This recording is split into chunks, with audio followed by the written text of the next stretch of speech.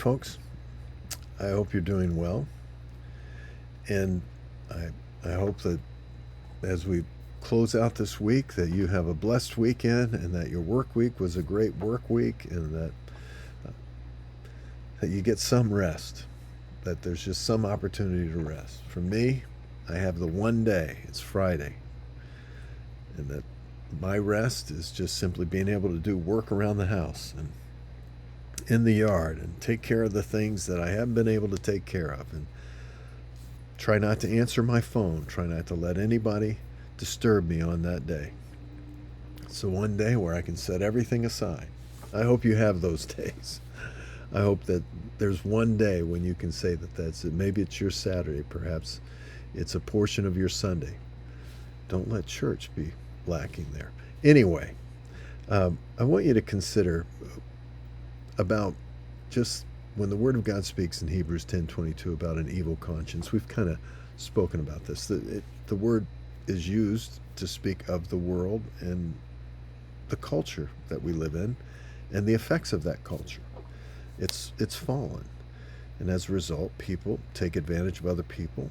People seek to achieve, and oftentimes at the expense of other people.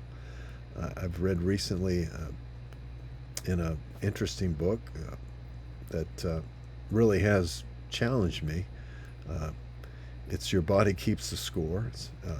It's about people that suffer trauma, but one of the comments in the book was that in the early 2000s, I think it was 2012, over $1 trillion was spent on just an antidepressant in the Western world, in our nation, in the Western world. Now think about that. A lot of money being made. And many of these pharmaceuticals haven't really, filled the bill, haven't answered the question, haven't done what they were expected to do. And there's been many side effects. I'm not belittling pharmaceuticals. I'm just saying that oftentimes people are looking to make money. We know that certainly with the addiction that people had to opioids, and that they weren't being told that they were as addictive as they were, and lots of money was being made. That's the world we live in, and in good conscience, I guess in a conscience, they had a conscience that they were helping people, but also at the same time knowing that potentially they could be hurting people. And they would set one aside for the other. That's what we call an evil conscience. That's the world we live in.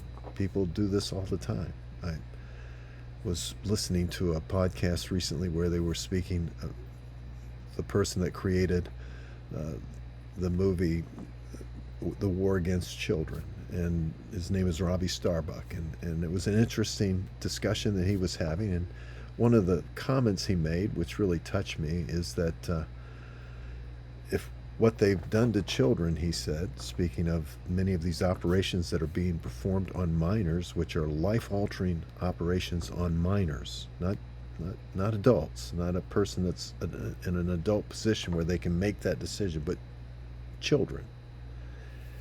He said that what they're willing to do to them tells you what they will do in the future.